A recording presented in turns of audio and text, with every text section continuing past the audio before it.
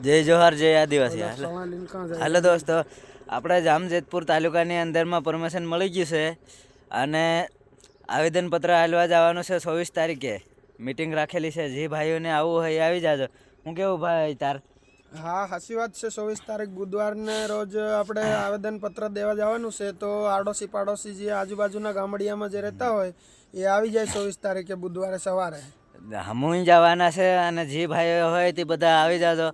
આપણા ભાઈઓ ખૂબ જોરદાર મીટિંગ થવી જોઈએ. એકવાર એમ લાગવું જોઈએ કે એની માહુન કે આદિવાસી સંગઠન થાય એમ. કેવી રીતે કે માણા ઓછામાં ઓછી 2000-1500 માણા તો થવા જ જોઈએ જામજેતપુર તાલુકા પંચાયતની અંદર. તો જ એમ થાય કે ના મીટિંગ થાય એમ. કોઈ ભાઈનું એમ કે મારું નહીં બગડ્યું હું નહીં જામ એવી રીતે નહીં. આપણે બધા ભાઈ હળી મળીને આવજો.